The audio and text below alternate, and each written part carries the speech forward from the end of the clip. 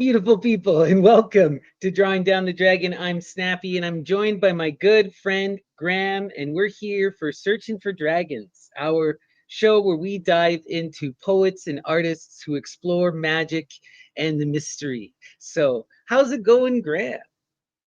Happy to be alive. Happy to be here. Excited to have you back here with us, Graham, to be doing this again. It's been a little bit of a while since we've done one of these, so I'm really happy to do this again. And really excited for this particular episode because we're going to be diving into one of my favorite authors and poets of all time, Clark Ashton Smith. So before we dive in, before I showed you, were you familiar with Clark Ashton Smith? Had you heard anything of him I'm before? the cliche. I've heard of him, but never read his stuff. Right. So this will Yeah, be a new one. This is an introduction for me. an introduction, right? This is the thing I found it's kind of interesting is that like Clark, it was so wild to me is that reading his poetry, he is one of the most unique and empowered poets I've ever read, with one of the most incredible verbose language, like he's so imagistic and so his poetry is more like prose, and it's just so incredibly vivid and detailed and filled with such whimsical language and intense imagery unlike anything I've ever seen before. So I reading it, I was just like completely floored the first time I started getting into his work. um and you can really see he comes out of sort of this kind of cosmic kind of horror background that we'll see. So when most people, when they think of Clark Ashton Smith, they are thinking of him as the horror writer, and he's most famous for being one of the big three at Weird Tales magazines, which is one of the most important short story magazines of all time. So the other big people with him when he was at Weird Tales were H.P. Lovecraft, the creator of the Lovecraft Cthulhu mythos, and Robert Howard, the creator of Conan.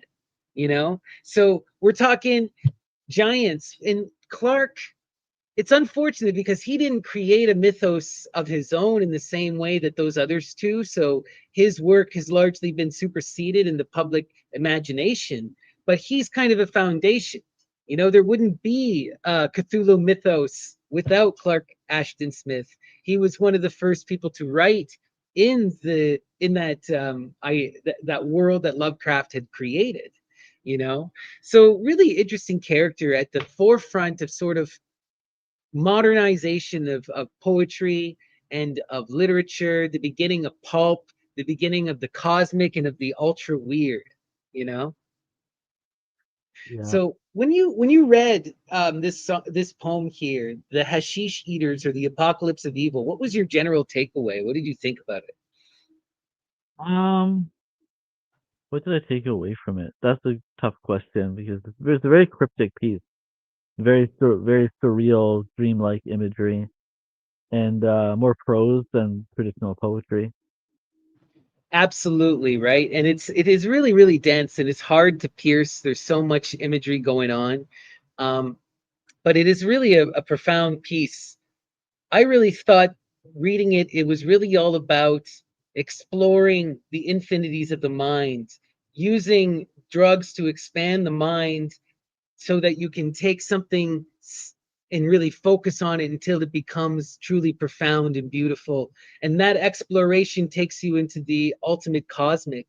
And what's so wild is when he goes into the depths of this cosmic, he finds this cosmic universe. He finds the fabric at the heart of the universe, and that is this white goddess, the moon. And it is this terrifying force. It's not necessarily a beautiful thing, and he doesn't seek her out. He stumbles into her in this horrific intensity.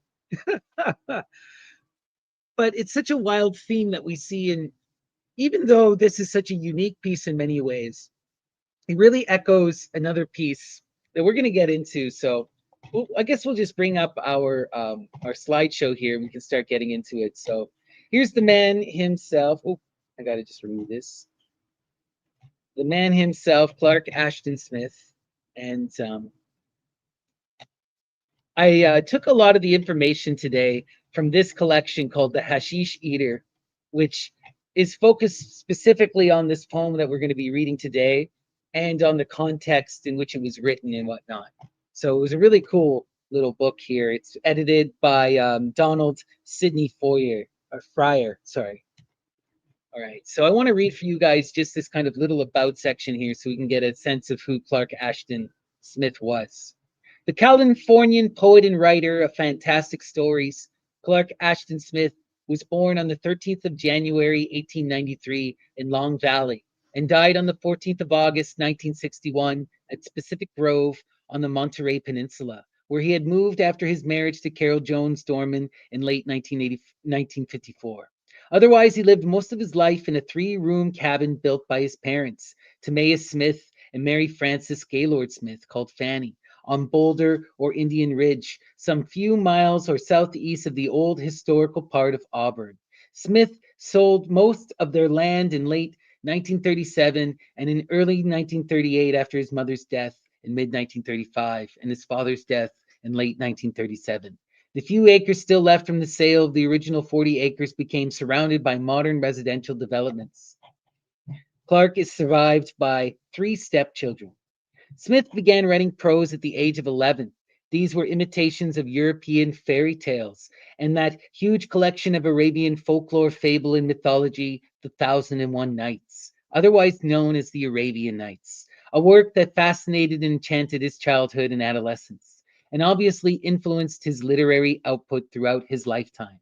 At the age of 13, he discovered the poetry and prose of Edgar Allan Poe and began writing his first verse at the same age. Smith had his first prose fiction published in 1910, 1911, and 1912 in the Overland Monthly and the Black Cat. In early 1911, he began corresponding with George Sterling, then the unofficial poet laureate of California and accounted at the time the great poet of the West Coast. Sterling's two greatest poems, The Testimony of the Sun and A Wine of Wizardry, were first published in book form in 1903 and 1909, respectively, and exercised a profound influence on the young Smith. The correspondence and friendship between Smith and Sterling lasted until November 1926, when the elder poet died. Smith became a protege and a kind of pupil to Sterling, who did everything in his power to help. So I wanted to highlight this because it's such a unique kind of cool thing. And like it really sets up the scene for Clark Ashton Smith. So I want to talk, we're going to do another episode just on George Sterling because he deserves it. And Wine of Wizardry is such a powerful poem in its own right. To the point, like George Sterling, he was connected with what's called the Ambrose Bierce Circle. And Ambrose Bierce is a poet and a writer. He wrote the Devil's Dictionary. He was a publisher, and he's sort of a notorious kind of, he caused a lot of drama and a really interesting literary character. And he helped George Sterling publish The Wine of Wizardry in when he first in 1909. And when it came out, it caused sort of like a satanic panic. People went nuts. It caused all of this outrage and the idea, right, that drinking, it was this idea of consuming the wine and then through engaging into the vision of the glass, seeing this unfolding of the muse, connecting and transcending time and space and entering to other realms. And we'll see very similar themes in Clark Ashton Smith's work. But I wanted you guys to know that this is coming from a long tradition. You know, he's working from, it seems wild and dark and magical the way Smith goes about it and kind of unique, but he is really coming at this from a long tradition of this kind of Bacchic wizardry poetry. And George Sterling is a development along it. So is Edgar Allan Poe, that was referenced there, of course, with Ligeia and with some of his more amazing poetry. But let's continue here. So encourage him to propagandize on behalf of his poetry. Smith's early, persistent, and copious experiments in verse led to his first mature poetry during 1911 to 1912 and resulted in his first major collection, The Star Treater, published in 1912. In addition to The Star Treater, Smith published two other major collections during his early poetic career. These were Ebony and Crystal, appearing in late 1922, and Sandalwood, in late 1925. In mid 1918, the distinguished and prestigious Book Club of California, based in San Francisco, published a small but elegantly printed selection of Smith's poems under the title Odes and Sonnets. Smith and Sterling were evidently among the few Californian poets thus honored with collections published by this organization, which has usually specialized in monographs on subjects in Californian history and culture. Smith's early poetic career lasted from 1911 on into the late 1920s, into the later 30s. However, from the late 1930s until his death, he became once again primarily a poet. It should be stated that by the early to middle 1920s, Smith had become widely known as a lyric poet of exceptional distinction, and that his early collections of poetry in general received extraordinary praise, not only from the literary critics in San Francisco, but also just as much from a broad spectrum of literatures in the US and Great Britain. He had thus already achieved a solid reputation years before he began writing the fantastical stories typical of his literary maturity and having them published in a wide variety of pulp magazines. So I wanted to show this, like, as a young man, he was already a celebrated poet before he ever even got into fiction, you know? And he had been doing this in his early teenage years. But that's sort of our background to this. And this particular poem, The Hashish Eater, was a 600-line poem, and it first appeared in this second collection that he released called Ebony and Crystal that I mentioned. And it was kind of the center piece to Ebony and Crystal. So this here is a picture of George Sterling, which was, as we said, Clark Ashton's protege, his teacher. And this is the Wine of Wizardry, the collection that so deeply inspired um, Clark Ashton Smith. And I wanted to read, this is a quote from George Sterling on Ashton Smith. So this is what George Sterling has to say about Smith.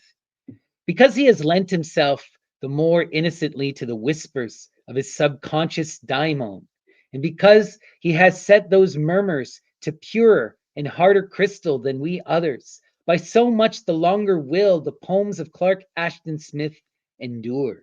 Here indeed is loot against the forays of moth and rust.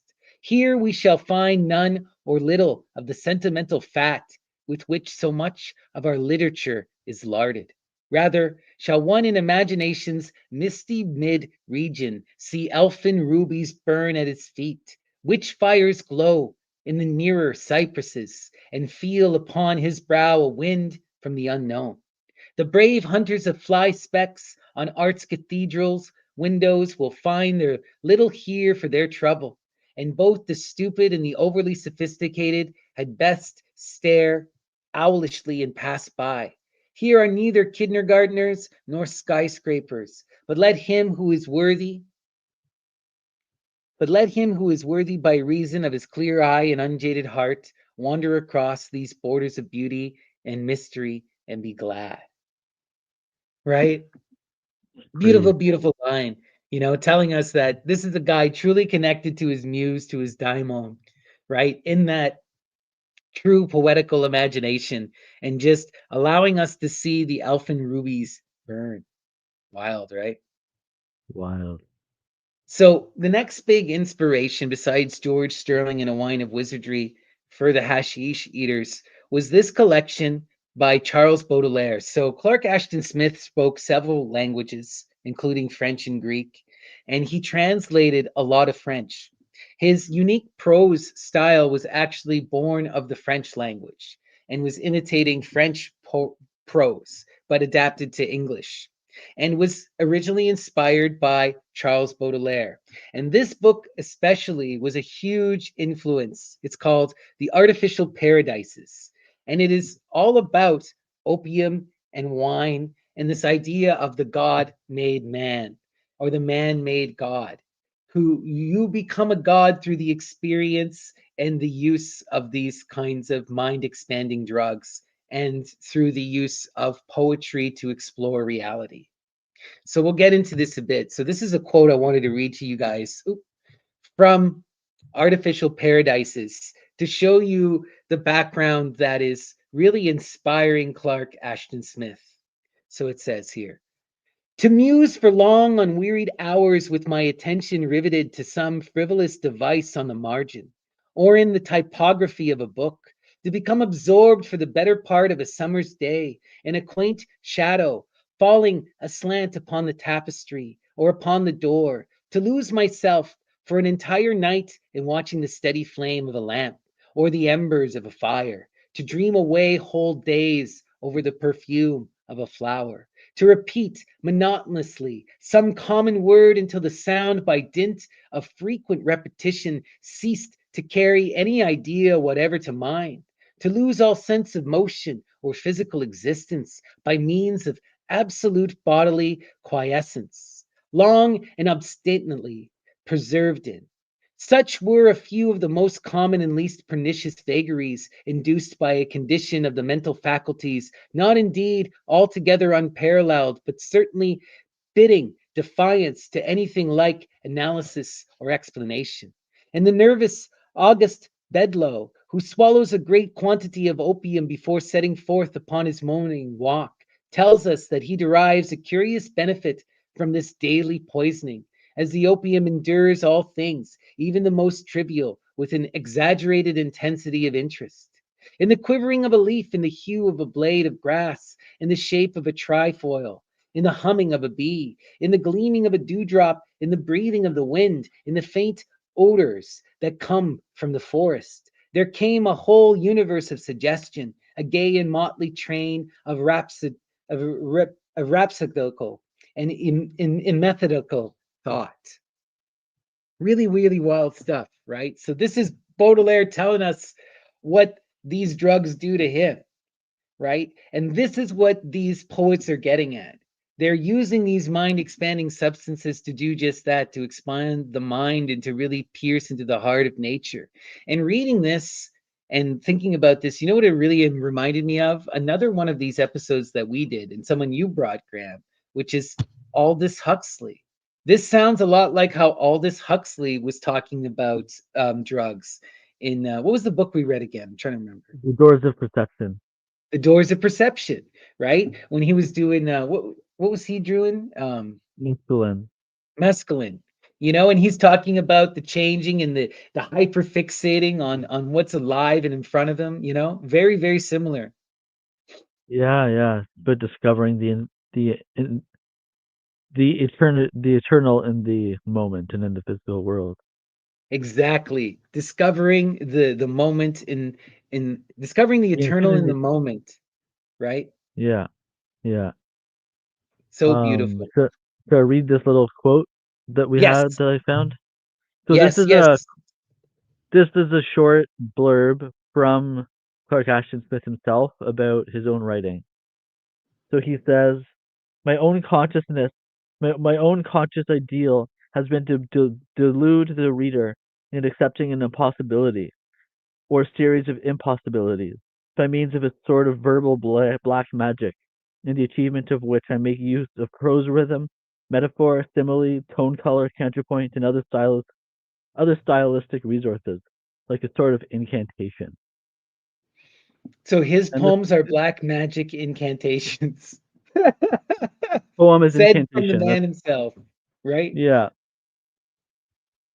That's such a Sorry, wild thing. sorry, reading of that was off kilter. My site really sucks now. No worries, my friend, no worries. So that's such a fun quote, though. We're really seeing that, you know, he's viewing himself as trying to inspire us through language of of a magical nature. And that's why he's using this complex prose and metaphor and all of this heavy language, because it's meant to speak on us on multiple levels, right? Everything is so methodical with this particular person, you know. One of the anecdotes I was telling Graham before we began here that I was reading in the Hashish Eater book was that Clark Ashton Smith, as a young man, wrote out and read the entire English Webster's Dictionary, the entire thing, you know? And he went through all the etymologies too, tracing every word back to its root in Sanskrit, which is as far as he could go at the time. But it's just like that level of dedication to study, even though he never went to university, you can really see why he was such a verbose and incredible reader. And we're gonna get that full or writer. We're gonna get that on full display here. So that's the only thing. As much as I love Clark Ashton Smith and his work, right? It is a monumental task to pierce it. And a lot of people, they just balk at it and they miss out on the profound beauty because of the complexity. But we're gonna get into the poem now. Do you want to start reading, Graham, or should I? I can read this. Okay, cool. So this will be our Hmm. first passage. Bow down. I am the emperor of dreams. I crown me with the million-colored sun of secret worlds incredible, and take their trailing skies for vestments when I soar. Throned on the mounting zenith, and illume the spaceward, the spaceward flown horizons infinite. Like rampant monsters roaring for their glut, the fiery crested oceans rise and rise, by jealous moons maleficently urged to follow me forever. The mountains horned with peaks of sharpest adamant, and mawed with sulfur-lit volcanoes lava languid. You serve the skies with thunder, but in vain, in continents of serpent-shaped trees, with slimy trunks to lengthen league by league. Pursue me, pursue my flight through. Sorry, I'm really struggling right now. I can fit. Pursue my flight through ages spurned to fire by that supreme ascendant. Sorcerers and evil kings, predominantly armed with scrolls of fulvous dragon skin, whereon are worm-like runes of ever-twisting flame, would stay me, and the sirens of the stars, with foam-like songs from silver fragments brought, would lure me to their crystal reefs and moons where viper eyes sense that sorry, sensation devils dwell, with ancient gnomes abominably wise, heave up their icy horns across my way. So Sorry, that was just pretty no short. worries. No worries, my friend. It's all good. Just like look how much wildness is just here in the opening paragraph. Okay. Bow down, I am the emperor of dreams. This is how it sets us up. This is What a an opener. magical This is a magical invocation. Okay. Those who are familiar with the Greco Roman magical tradition and specifically with dream magic will recognize this. This is the idea of ascending the throne and becoming the empowered visionary. We see this throughout the magical tradition. You have to convince the spirits that you are in charge, that you're the emperor. Often in the Greek tradition, they'll dress up like Orpheus or Tiresias or Heracles or as some kind of magician or as like a shaman. And that costume is important because you are tricking the spirits into believing you have to ascend the throne. And this is also ascending the throne and becoming the emperor is also about smoking cannabis. This is a reference to smoking cannabis. Ascending the throne is a colloquial term. We get this from this really fun book called The Immaculate Muse, which is talking about all kinds of different Greek slang. And to be in the stars, to be on the throne, was to be wrecked on cannabis. So right off the beginning, right? We're talking about cannabis. We're talking about entering into our dreams and ascending. And we begin right with that imagery, right from the get go, setting us up. Okay. The next kind of wild stuff, there's just so much going on. But what did I want to point out here? Okay. He's so bow down, I am the emperor of dreams. I crown me with the million colored suns of secret worlds incredible and take their trailing skies for vestments when I soar. Right? He's saying that he's now the center of all universes, the one in the many, you know, and is able to explore every life in every moment. And all of this kind of wild, just craziness, gaining all this power over these spirits as well. We see the gnomes and we see the sirens. We see all of this stuff. As soon as he pierces the dream as the emperor, right? Now the spirits are coming to take notice. He's ascending that mountain, but all of the life now is after him as well, right? It's not a place where he's safe, this dream world that he's entering into, even though he's showing up as an emperor capable of exploring it all. It's kind of wild. So let's continue here. Do you want to read this next one? I'll let you read this one. Okay. But naught deters me from the goal ordained by suns and aeons in immortal wars, and sung by moons and motes, the goal whose name is all the secret of forgotten glyphs, by sinful gods and torrid rubies writ, for ending of a brazen book, the goal, whereat my soaring ecstasy may stand in amplest heaven's multitude to hold, my hordes of thunder vested avatars and Promethean armies of my thought that brandished, clasped levins. There I call my memories intolerably clad in light the peaks of paradise may wear, and lead the Armageddon of my dreams, whose instant shout of triumph is become immensity's own music.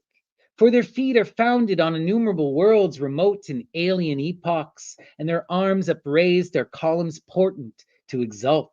With ease ineffable and the countless thrones of all the gods that are gods to be, and bear the seats of Asmodai and Set above the seventh paradise.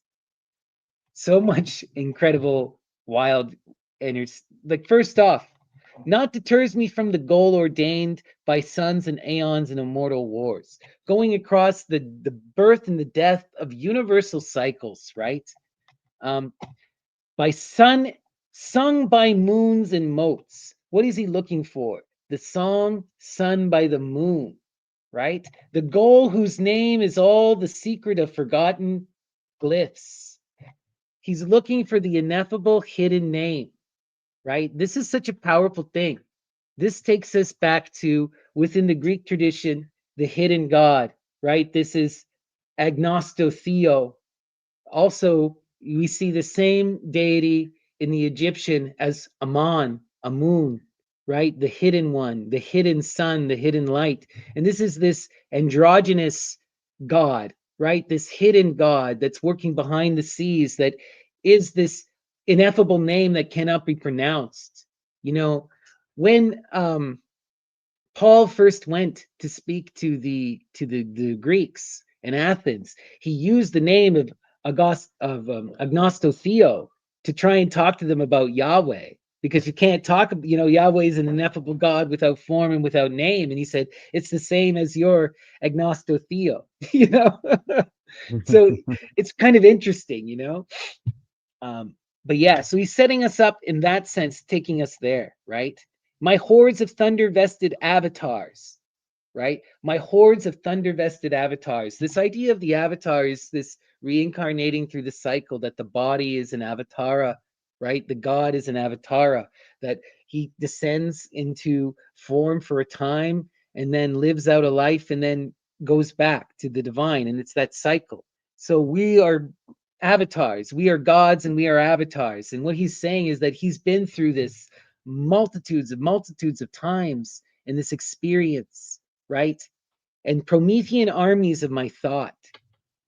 When he's talking, first of all, Prometheus is the one who steals the spark, right? That first thought, that first primal life force, the energy of the life force, and he gives that spark to mankind, right?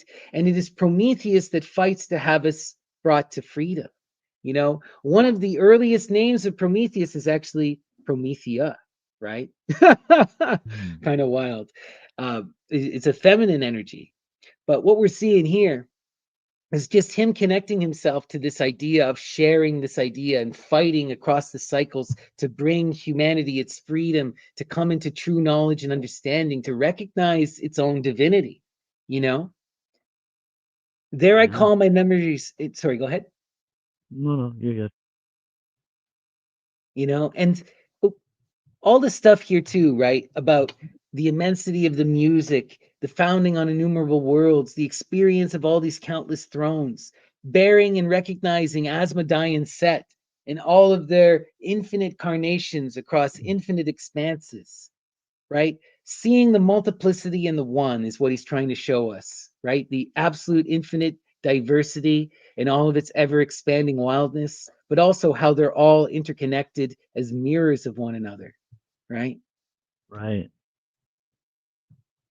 Do you want to read this one? Uh, sure. Excuse me. Supreme and culminant, omniscient, manifold. and served by senses multitudinous, far, far posted on the shifting walls of time, with eyes that roam the star-on winnows of utter night and chaos. I convoke the babel of their visions, and attend at once their myriad witness. I behold an ambush where the false Titans dwell, with mountain-builded walls and gulfs cut off a bit there. Sorry. This no worries. The secret clefts of the cunning dwarves have beneath an alp like a buttress, and I list, too late, the clang of adamantine gongs, dinned by their drowsy guardians, uh, who have fell the wasp-like sting of little knives, and brewed with slobber of the basilisk or the pale juice of wounded upas. How do you pronounce that? Upas. Yeah, okay. In some red and Antarian garden world, I see the sacred flower with lips of purple flesh and silver-lashed, vermilion-lidded eyes of torpid azure, whom his furtive priests at moonless eve in terror seek to slay with bubbling drails of sacrificial blood that hide a hueless poison. Wow, such wildness. Incombinant, omniscient, manifold, and served by senses multitudinous, right? That omniscience experienced through the multitude of senses. The wildness of this moment, what he's talking about, the babble of their visions. What is he doing within the dream? What is the wild magic that he's invoking here? He is able to become the true witness. And this is something you see in many different magical traditions. You see this specifically in the Indian traditions, where you are able to now perceive through the eyes of others, live the infinite diversity of lives, travel through the other realms, but you're doing it through other people's visions and other people's dreams, you know? And that's where the wildness of this comes in. And he's saying he's unraveling the babble. He's learning to recognize the unity of all of our vision in its multitudinous form. You know, it's such a wild kind of idea, you know? And he beholds the same thing where the Titans, you know, he's this when you're talking about the Titans and the rising and the fall, what he's talking about, he recognizes the same cycles happening again and again and again, right? We've talked about the cycle so many numerous times, but this idea of, you know, that rising and collapse, that force that becomes too empowered and then it has to be upset again, you know. Mm. Uranos is slain by Kronos, who is slain by Zeus, who's slain by Athena, and the cycle goes on and on and on and on, right? Yeah. But the secret cleft that cunning dwarves have beneath an Alp-like buttress. The cunning dwarves beneath, again, he's talking about things like the Coryobantes, these secret dwarves who are working with Hephaestus, right? This guy has such a deep understanding of mythology. And the dwarves, right, they are elemental spirits of the earth. These are beings that are working to empower and transform. Really interesting. Oop, I want to go back here. Oops, sorry about that. The sacred flower, this is where he gets into this too, is he starts to talk about, right, this the wasp-like sting of little knives imbues with slobber of the basilisk. Now we're talking about the basilisk, this is serpent venom, and the sting of the gadfly. Now we're getting into the magic of the mystery, the drugs that allow the priests and the priestesses to have those transcendent experiences in ancient antiquity, right? He connects it to the purple flesh, silver lashed vermilion lidded eyes, right? From these furtive priests who are drinking sacrificial blood as poison, right, in their goblets. This is talking about that Ammon type stuff now, right? Although that wild magic of creating those potions that allow you to transcend reality through experiencing the pole. The poison becomes the cure. You have to transmute the poison in order to be saved. You have to die in order to live. This is a constant theme we see. This is something that's been reiterated even in things like Dune, to put it into a modern moment, right? Even in Dune, they got to take the water of life, transmute the poison into something pure in order to experience the true life and to recognize the infinity. You know, what does Paul in Dune gain when he imbues the water of life? The knowledge of his ancestors, the magic of the dream, to be able to perceive exactly what? Clark Ashton Smith is talking about here. You know, and they're doing it through the same ways with this mind expanding drugs. You know, what do you think? Oh, you hit the nail on the head there. Pretty wild. All right, so let's see. We'll go to the next one.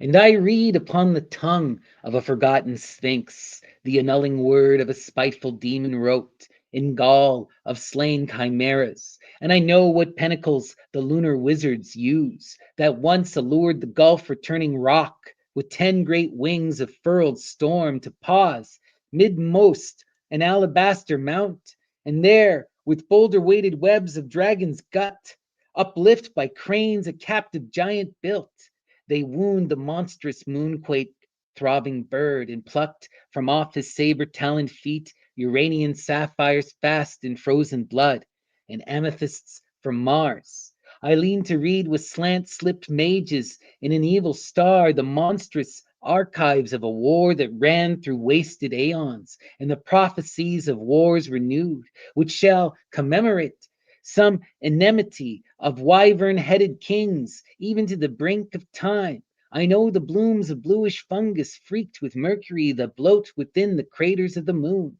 and in one still Selenic and Fetor, I know what clammy blossoms blanched and cavern grown are proffered to their gods in Uranus by mole-eyed peoples, and the livid seed of some black fruit, a king in Saturn VIII. So he's imagining all these different worlds, and all of these different realms. But again, the things are still, they're different and yet the same, But what I want us to take with this wild thing, what we're getting at here is that he recognizes all of this magic of the wizards, and he's talking about the rock. What is he getting into about this idea of the giant bird and the binding of the bird with magic stones? This gets us into one of the more wild aspects of Greek magic. Okay. Are you familiar with the jinx? Do you know where that word comes from? The No. yunks. So the yunks, the jinx, this is the bird that's sacred to Hecate and Aphrodite, and this is what is used to curse people with love magic. Now, the jinx is a bird, but it's also a nymph. And what do they do to this bird? They bind it to a wheel with lapis lazuli stones, and then they spin it, and they call it into madness. And that spinning bird bound to a wheel in torment with magic stones is what allows curse magic to happen. This is how Medea is cursed. And we are seeing this image on full display, but with a giant rock, binding of the bird, strapping it, and stealing it, using it to curse. Now that Oh, is some wild, wild imagery, right? And he's even connecting it to the dragon, right?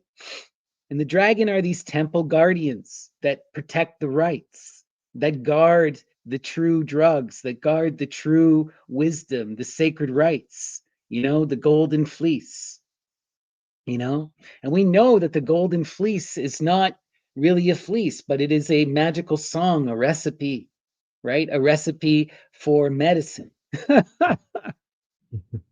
Wild, wild stuff, right? sure. Oh, thank you for the donation, Donna Marie. Much love to you. Do you want to read this next one? Sure.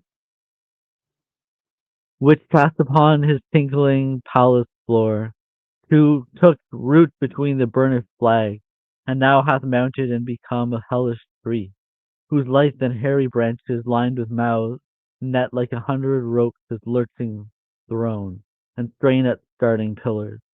I behold the slowly thronging corals that usurp some harbor of a million-masted sea, and sun them on the league-long wharves of gold. Bulks of enormous crimson, kraken-limbed and kraken-headed, lifting up as crowns the octaremes of perished emperors, and galleys fraught with royal gems that sailed from a sea-fled haven.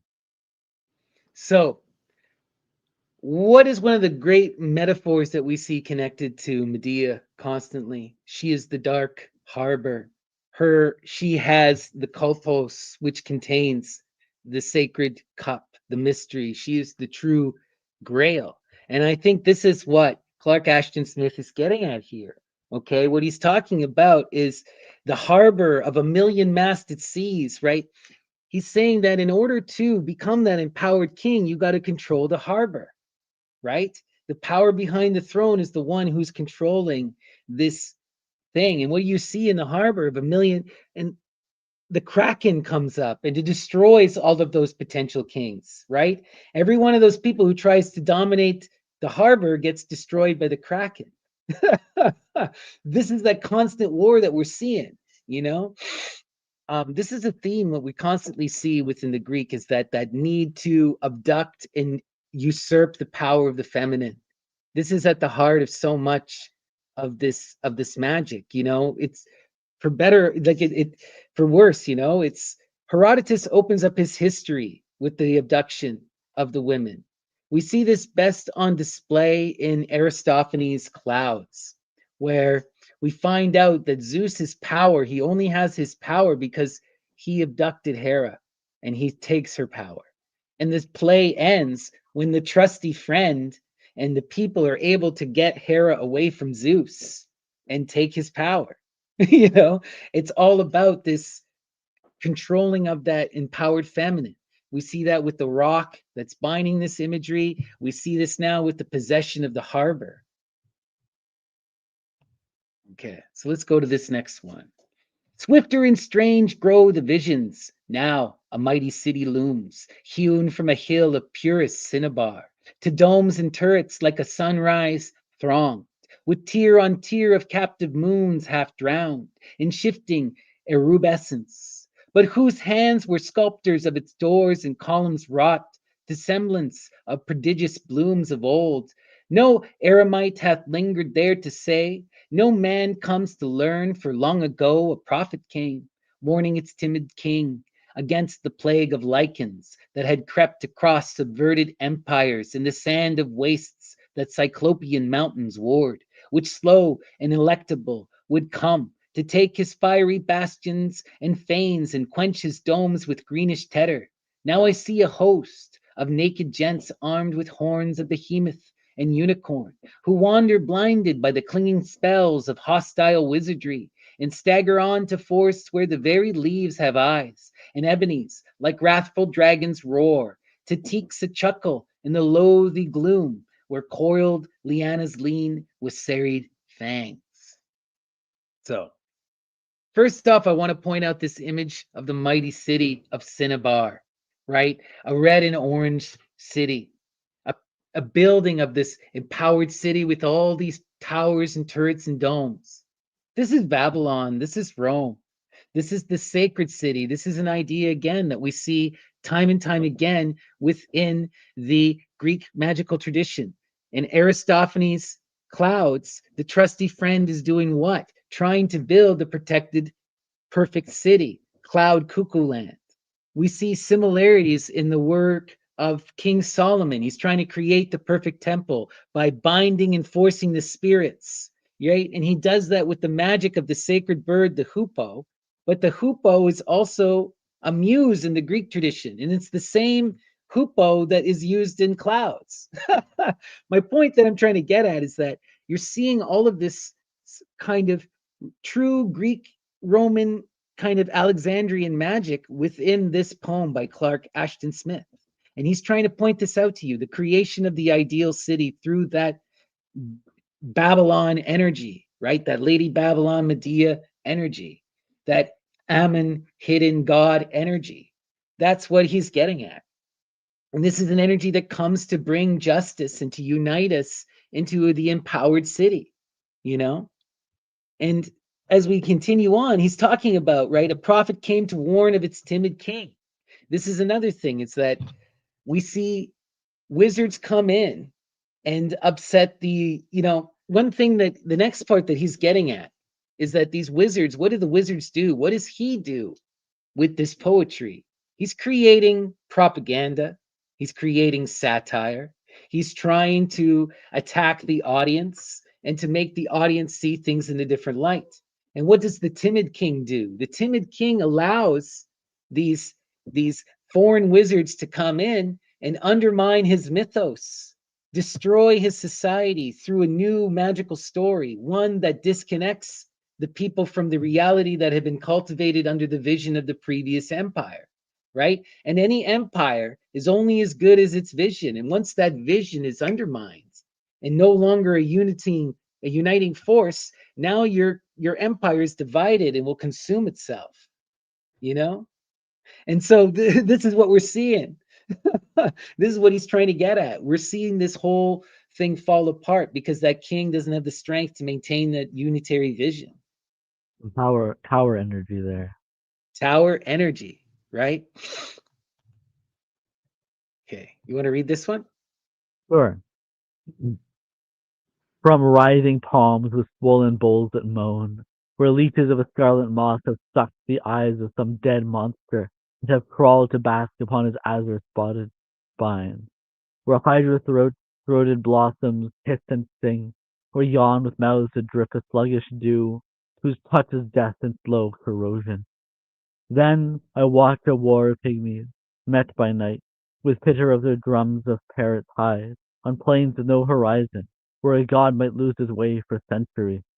And there in wreathed light and fulgurs all convolved, a rout of green, enormous moons ascend, with rays that like a shivering venom run on into long swords of lizard fang. Wow.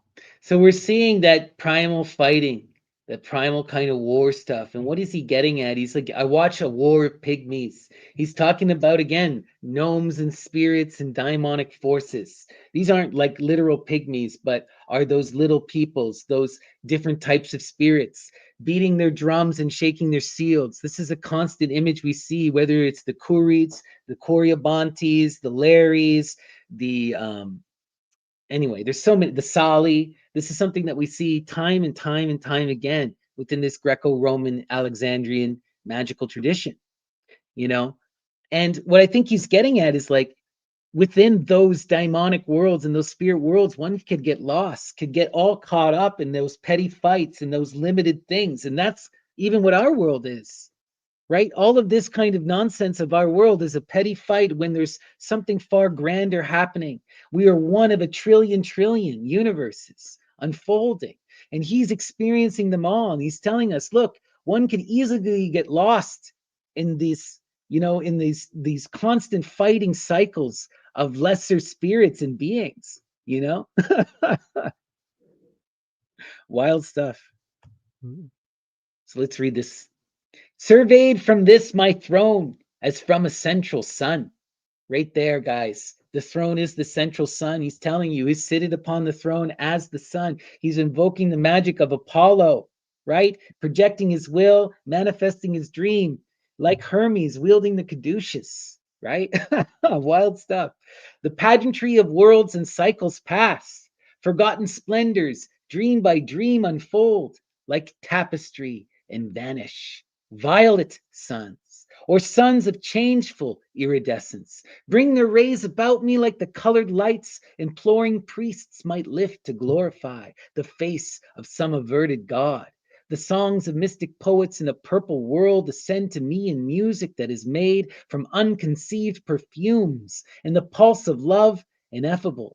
The lute players, whose lutes are strung with gold of the utmost moon, call forth delicious languors, never known to save their golden kings. The sorcerers of hooded stars, inscrutable to God, surrender me their demon-rested scrolls, inscribed with lore of monstrous alchemies and awful transformations, exploring the wild wisdom and the diversity of the infinite.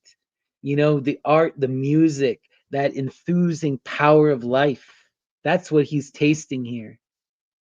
The things that jump out to me are the purple, obviously, Yep. and the perfumes, the power of smell, like those with the snout to sniff. The Right? The nose gnosis. No, this is a really important part because right, the smell is something as poets we recognize this so intrinsically. How do you describe a smell? yeah, Right? exactly. And it's the Right? one the sense is most associated with memory as well. Exactly, right? Sense has so much power to take us and to craft an image for us, and yet we pale in our ability to construct an image about it. Instead, we always connect the smell to the memory, and so these things become intrinsic. The best way for us to describe a smell is through memory itself. And this is why often you see these smells become so magical and holy and purely representative of what they are, you know? Yeah, there's a reason that a lot of temples will have incense or burning plants or whatever, and Well, this is the thing. You have to give good smells to the spirits. That's one of the central offerings, you know? You don't yeah, you gotta light a fire, you gotta give them good smells, you gotta give them water and food, right? yeah, they're living things. Exactly. And they want the same things that we have. Mostly they want attention, but they want all that love and they want that life, you know? And it's also about, right, in magical rites, as we've talked about, the nostalgia, the power of the smell to transport you, set and setting, to take you into a place, If you want to Yeah, invoke the goddess of spring, then you better have spring flowers, otherwise Chloris isn't going to show up. exactly. Right? Let's see here. We'll go to the next line. Sure. All right.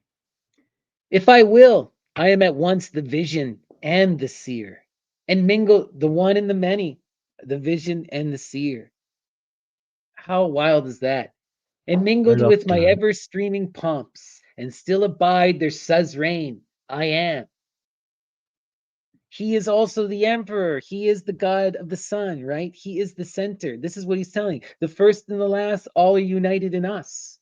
Both are true. It's the one and the many. I am the suzerain, but he is also what? I am the neophyte who serves a nameless God. Serves a nameless God. Again, who's that nameless God? Amon, Agnostotheon, right? We're getting into this same kind of ancient wildness We within are. whose fane the fanes of Hectom Pylos were arcs the Titan worshippers might bear, or flags to pave the threshold. Or I am the God himself who calls the fleeing clouds into the nave where suns might congregate, and veils the darkling mountain of his face. And veils the darkling mountain of his face. Look, now this connects us to the magic of Isis, the great mother energy, the veil that obscures reality. We obscure our own reality. We refuse to face the universe as it is. We are the veil and the unveiling, you know? Yeah. There's Okay, a. go ahead, sir. I was just gonna say, of course, because this me reminds me of an Artaud quote that the world is going to have to bleed as payment for the crime of having been knowingly misled about nature and reality. Wow. That's Wild. popped into my head. Arto is Popped always into so my head. wild. I always have It's an so Artaud cute. quote for something. Gotta love it, man. Uh, And veils the darkling moon of his face with fold on solemn fold, for whom the priests amass their monthly hectome of gems, opals, that are a camel cumbering load, and monstrous alabrundines, won from war, with realms of hostile serpents which arise, combustible, in vapors many hued, and myrrhed excelling perfumes. It is I, the king who holds with scepter dropping hand the helm of some great barge of oraculum, sailing upon an amethystine sea to isles of timeless summer, for the snows of Hyperborean winter and the winds of sleep in his jewel builded capital. You want to read more this one? serpent energy here. Yeah. Did you want to read this one or? Oh yeah, sure. Nor any charm of flame wrought wizardry, nor conjured suns may rouse them. So he feased with captive kings to urge his serried oars, hopeful of dales where amaranthine dawn hath never let to faintly sighting lote and lisping molly. Firm of heart, I fare in the panoplied with azure diamond, as hero of a quest achenar life, to desert filled with ever wandering flames, that feed upon the sullen marl, and soar to wrap the slopes of mountains, and to leap with tongues intolerably lengthening that lick the blunted heaven. But there lives secure as in a garden walled from the wind, a lonely flower by a placid well, mid most the flaming tumults of the seas of the flames, that roars the storm-possessed sea, implacable forever. And within that simple grail the blossom lifts. There lies one drop of an incomparable dew, which heals the parched weariness of kings, and cures the wound of wisdom. I am page to an emperor who reigns 10,000 years, and through his labyrinthine palace rooms, through courts and colonnades and balconies where immensity itself is maze. Wow. There's so much going on here, right? So, first off, and lisping Molly, the holy moly, right? It's actually moly, the holy lisping moly, Yeah, the holy I wasn't moly, sure of that. right? No, but no, for sure. I wanted to point it out, right?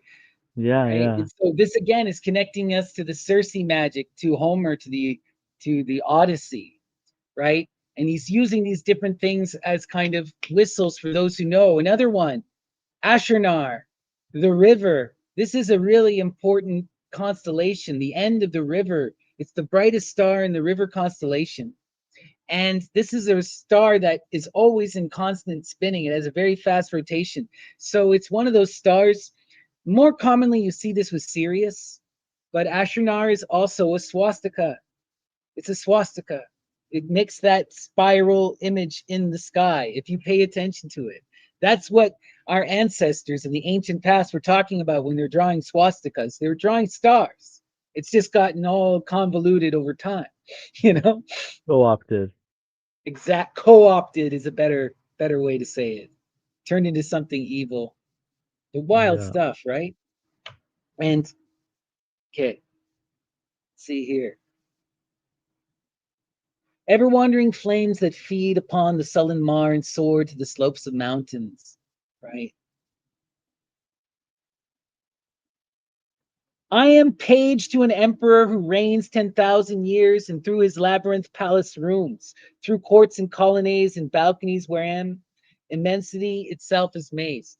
This is tarot language right here. I am a page to an emperor. The page and the emperors are both empowered cards in the classic tarot deck. The page is also the princess, one of the most important cards, because they represent the child to come, infinite power, potential, and destiny. You know, they are the one that sits upon the throne of Malkuth. So there's this interesting thing. I am the princess, that next generation who's caught under the oppressive force of the emperor. And it's the role of the princesses to do what? To either exceed the emperor or usurp the emperor, right? The role of the princess is to move beyond them. So that's what we're seeing. We're seeing Clark as this beautiful child with all of this opportunity, oppressed by this oppressive empire, this emperor of 10,000 years, right? And he finds himself caught up in the maze. The emperor is manifesting the maze, the distraction that keeps him bound, right? Wild. Interesting, eh? So let's see.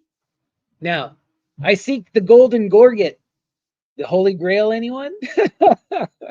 Right? The cup of Medea. I seek the golden gorget he hath lost, right? He lost the cup. Take, and this is something that constantly happens. The emperor loses sight of that feminine. He thinks that he is the true power. And then that magic changes hands and the cycles flip, right? On which in sapphires fine as orris seed are writ the names of his conniving stars and friendly planets. Roaming thus I hear like demon tears incessant through dark ages the drip of sullen clepsydra, and once in every lustrum hear the brazen clocks innumerably clang with such a sound as brazen hammers make by devils dinned on tombs of all the dead. This again is taking us back to these restless spirits of the dead that are constantly clanging over the graves, right? The spirits of Hecate, the Lares, the Manis, the Corids, the Corybantes again, with brazen hammers. I find the Gorget, but at length I find a sealed room whose nameless prisoner moans with a nameless torture, and would turn to hell's red rack as to a lilied couch.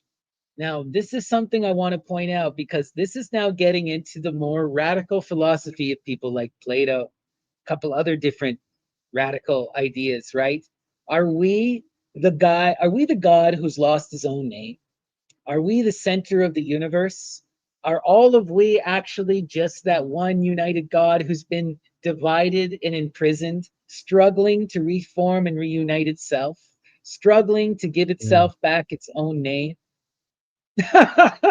Reminds me of in Tolkien universe, the Mouth of Sauron. He in Exactly. no legend he has in legend no name, for he himself has forgotten it. Exactly. And this is something that he had they have to recall. There's even talk about this with Prometheus. Through all of that torture, yeah, he saves mankind. And then at the end, mankind is or humanity is able to release Prometheus, but then he no longer knows who he is. you know? Because after all Yeah, that time imprisoned, he's lost all sense of self, right? And he forgot why he made the sacrifice in the first place. yeah. Wild stuff. Reminds me of the 50-Year Sword by Mark Danielewski, the author of House of Leaves. And a guy goes searching for a weapon, and he gets this weapon. He says, What's the price?" And they say, "A memory that would have outlived you." And they extract it from him, and he no longer remembers why he traveled like filled with hate, like to certain search for this weapon. Wow. That It's a cool so book. resonates. We need to check that one out. I really did like how we also need to do House of Leaves eventually, but that's We like do. This one will be a bit easier to start with, though. right, right. It's like I want to also do Ulysses, right? One day. Yeah, Um, yeah. but like I don't feel like dedicating a year of my life at this moment. No, no. But we can do the 50-Year Sword. That'd be fun. There you go. Well, let's Anyways, sorry to yeah. distract. No, no, well, we got to be nerds. They're all here to hear us Yeah. talk about poetry anyway in literature. So So what let's else in this continue. passage did you want to bring out, or are Yeah. we good? So to hell's red rack as to a lilied couch, from whereon they stretched him, and I find prostrate upon a lotus planted floor, the loveliest of all beloved slaves. My emperor hath from her pulseless side a serpent rises, whiter than the root of some benefic bloom in darkness grown, and gazes up with green lit eyes that seem like drops of cold congealing poison. Look, Whoa. the emperor is this monster with the snakes doing all of the horrible rites and magic, congealing poison, right? Yet they are in charge. And who is the beautiful one? The slave who's seated with nothing upon the lotus floor, right? Wild stuff. Yeah. Okay, let's see here. Do you want to Should I read read this this one? one? Yeah. Yeah, yeah, I'll read it. Hark! What word was whispered in a tongue unknown, in crypts of some impenetrable world? Whose is the dark, dethroning secrecy I cannot share, though I am king of suns, and king therewith of strong eternity? Whose nomons with their swords of shadow guard my gates and slay the intruder? Silence loads the wind of ether, and the worlds are still to hear the word that flees mine audience.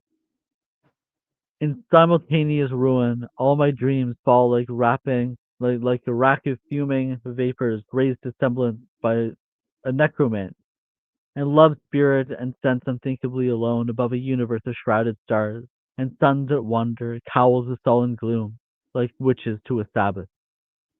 Fear is born in crypts below the nadir, and hath crawls reaching the floor of space, and waits for wings to lift it upward, like a hellish worm, fain for the flesh of cherubim.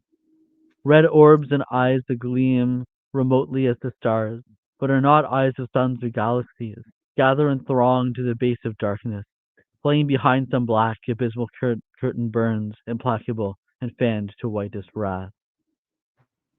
Wow, there's so much wildness going on, and stuff that you may just miss if you're not looking hard enough, right? Like for example, who's gnomons? What is a gnomon? A gnomon is the piece on a sundial that points. And But the Oh. word nomon is it's there's a double meaning here. The nomon is the one who knows. They know what the time is, Hmm. right? So the people who know, but also that object that casts a shadow in order for light to be, in order for the time to be understood. Whose nomons with their swords of shadow guard, right? Their swords are shadows cast upon the world that tell us the reality, you know? Just like the gnomon, the sundial, our thoughts, even though they're intangible, have far more of a weight and they veil reality. They shadow it and they prevent us from seeing the reality. We have to we have to recognize this gnomon energy and try to figure out what the true perception is, you know? Right. Really wild stuff. Okay. Then the next thing I wanted to go to, right? Um, Silence loads, the wind of ether, and the worlds are still to hear the word that flees, mine audience. The wind of ether and the worlds are still. The wind of ether, the aether. This is that high of the ideal again. When we're dealing with the ether, you're dealing with the intangible, the hidden winds. Like in the Greek understanding, they used to believe that there was, something intangible that would come in and would plant the spirit into you, and like if you went out into space, you were into an actual physical thing called the ether, and this was something that you were moving through. So this is like a physical thing that we're stuck in, you know? Wow. So let Wild me see stuff. here.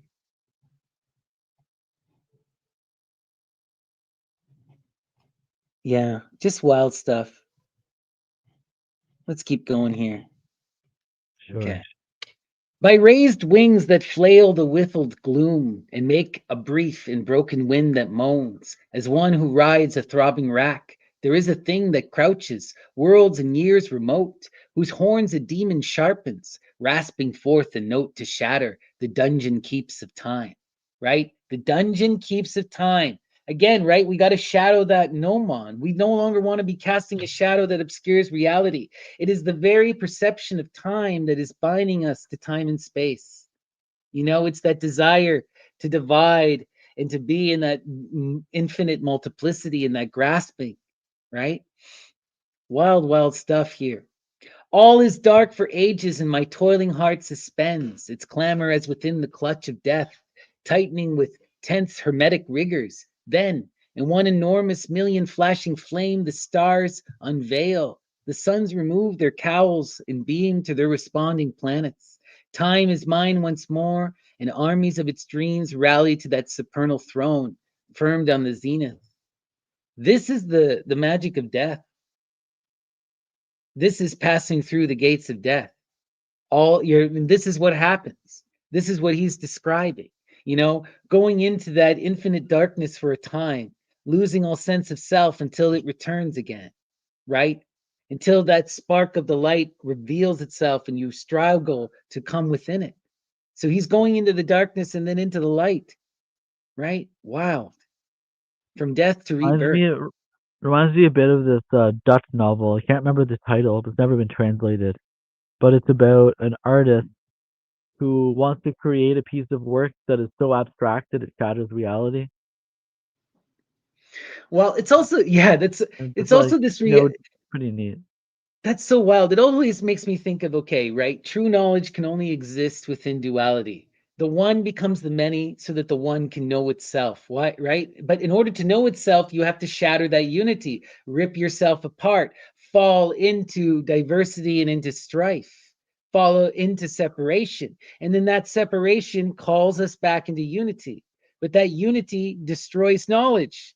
And then the cycle comes again and again and again. So that's what we're seeing, right? We're seeing Yeah. him passing into death, losing all that sense, going into the infinite darkness. But then there's that pain of the darkness, of not knowing. So we struggle for the light.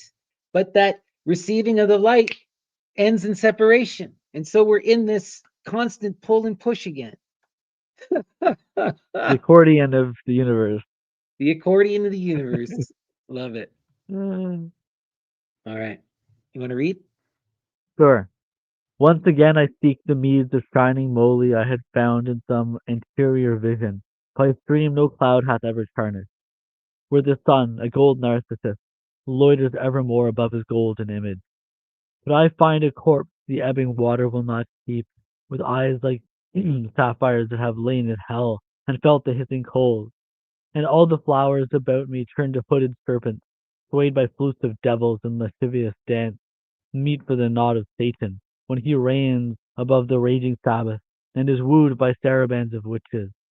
But I turn to mountains guarding with their horns of snow the source of that befouled rill, and seek a pinnacle where none but eagles climb, and they with failing pennons. But in vain I flee, for on that pylon of the sky some curse hath turned the unprinted snow to flame. Red fires a curl and cluster to me to my tread, trying to summit's narrow skirt. And now I seek a silver python far beneath. Wow. Okay, so there's so much going on here. Okay, right? Once again, I seek the meads of shining Molly, the holy moly, right? Again, taking us back to the Circe magic. I had found in some anterior vision by a stream, no cloud hath ever tarnished where the sun, a gold Narcissus loiters evermore above his golden image. Narcissus, right? Who so forever loved himself that he was bound to stare at himself reflected in the waters. But here we see that that's a golden image. This is not necessarily a negative thing. This is that profound self empowering realization, recognizing the magic of the sun, you know? But I find a corpse in the ebbing water will not keep, right? We cannot stay in that water as Narcissus. The problem is the man, right? It's not the image, it's our life. We have to transcend the limits of being. The problem is Narcissus as a human, right? Not the image. The golden image is what we are striving for, right? With eyes like sapphires that have lain in hell and felt the hissing coals, and all the flowers about me turned to hooded serpents swayed by flutes of devils and lascivious dance, meet for the nod of Satan when he reigns above the raging Sabbath and is wooed by sarabands of witches. This immediately takes us, you really want to understand all this.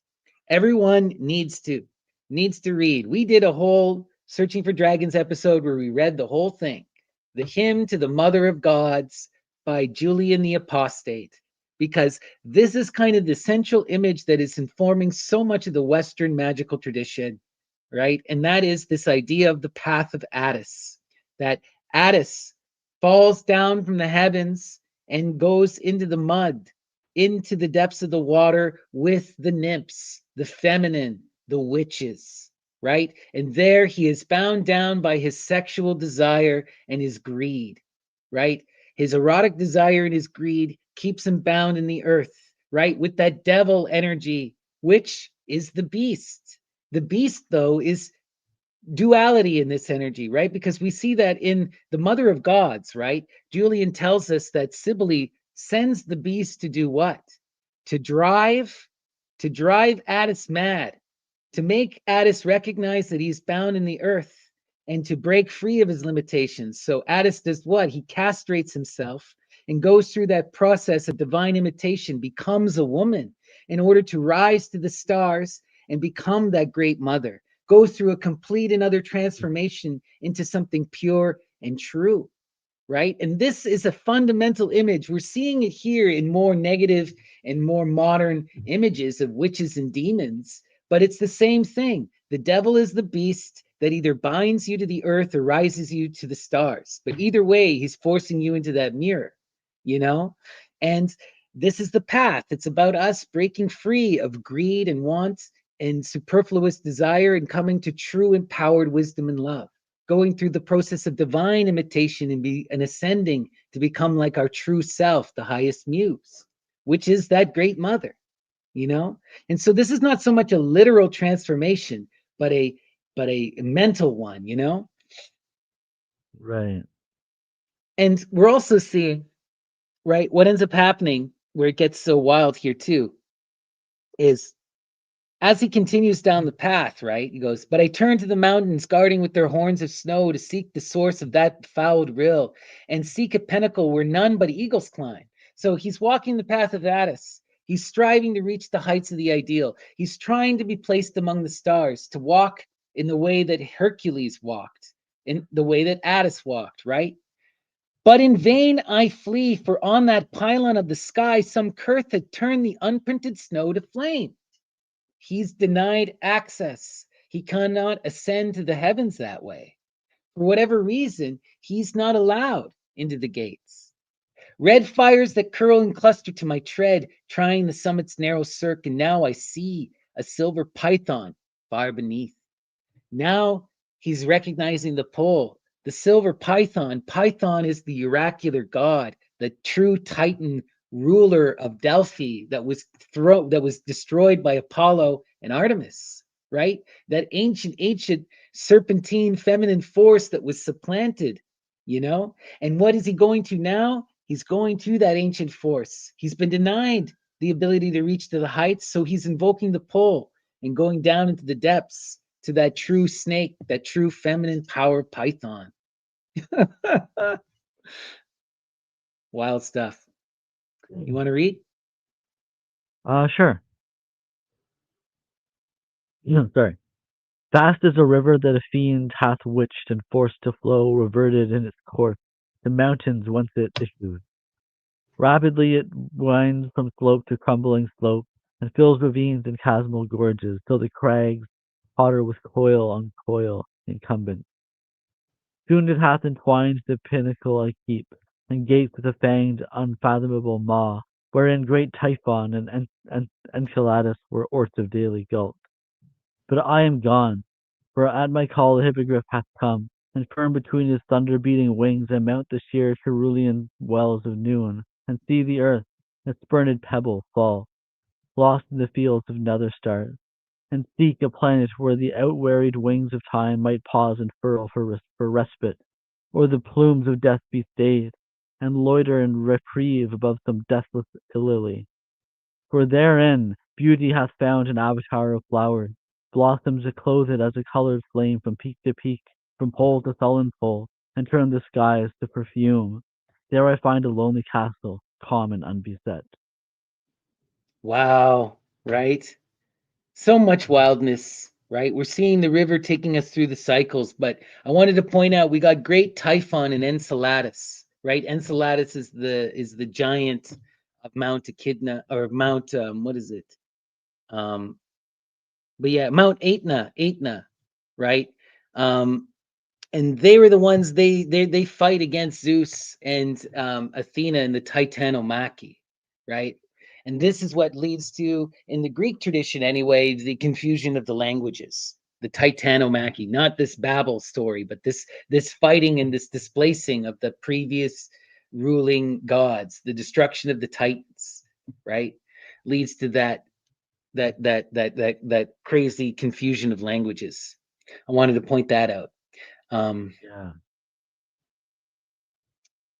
okay, where do we go here? There was something else I wanted to point out that was really quiet and wild. Um, I like above the some, planet. go ahead. I just like the line, the planet where the outwearied wings of time might pause and furl for respite or respite. I Yeah, like that's that line. beautiful. Outwearied wings of time might pause and furl for respite, or the plumes of death be stayed, right? We feel like in some ways we're in that beautiful garden where we get to experience this moment while the universe is in that empowered chaos all around us, you know? It's kind of a wild Love it. moment. For Very. therein beauty hath found an avatar of flowers and blossoms, right? The earth is the avatar of beauty.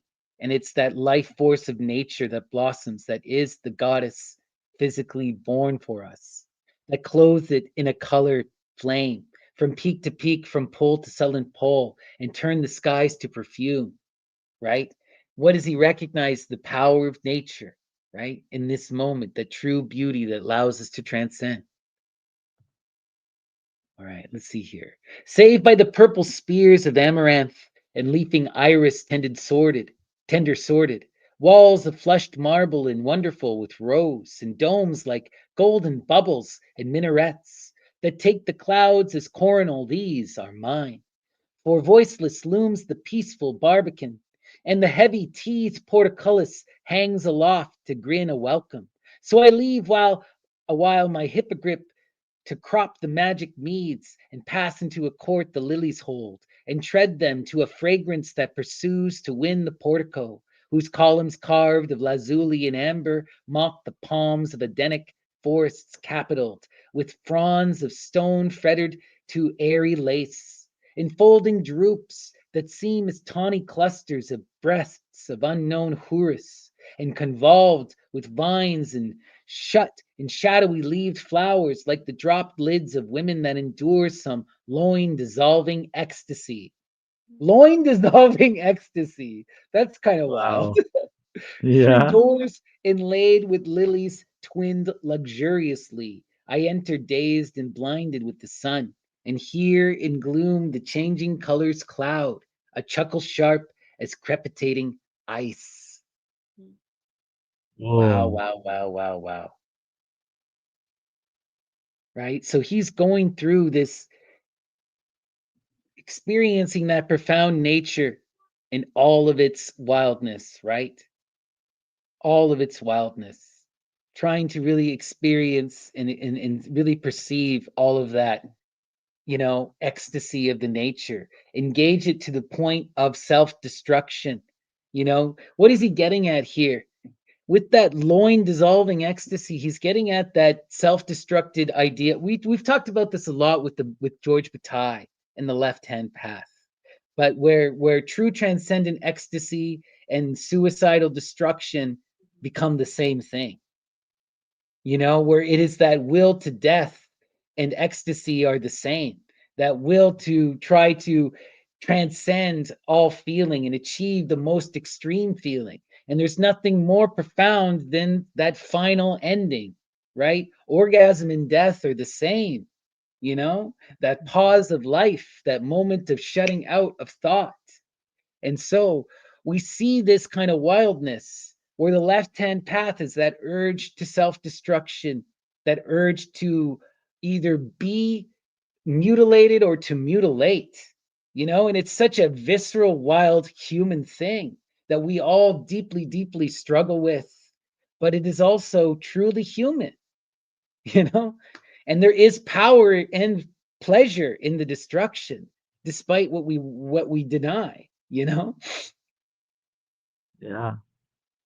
what a wild thing to think on, and this is where you get when you start to engage that magic of the all, when you start to transcend the self and come into pan, then you start to recognize the beauty in all, and that includes all of the decrepitude, all of the destruction and death, right?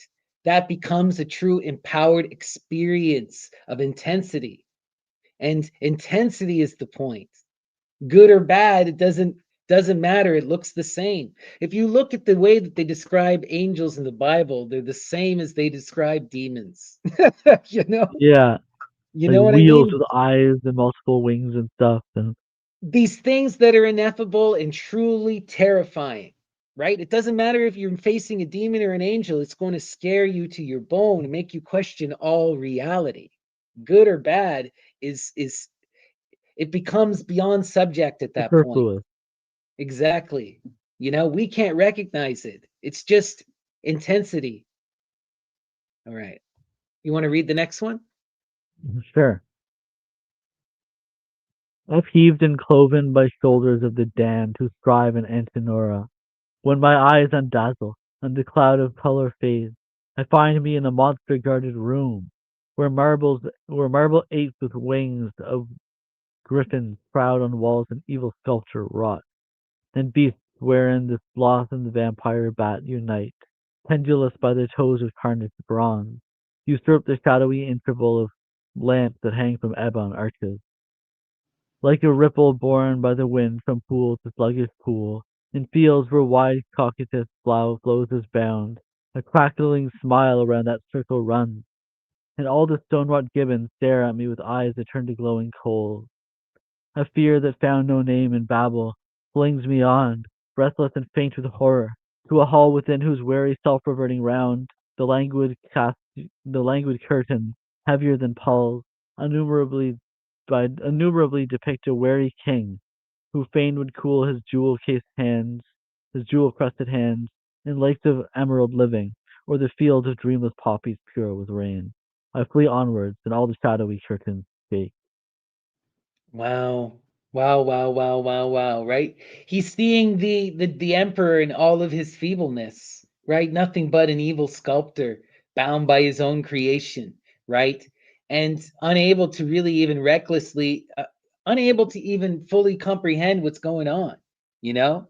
He just sees it in all of its, he sees the king in all of their weariness, just going through the motions, creating monsters for the sake of it.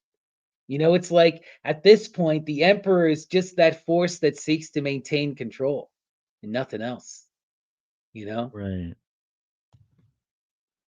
With tremors of a silken sighing mirth and whispers of the innumerable king, breathing a tale of ancient pestilence, whose very words are vile contagion.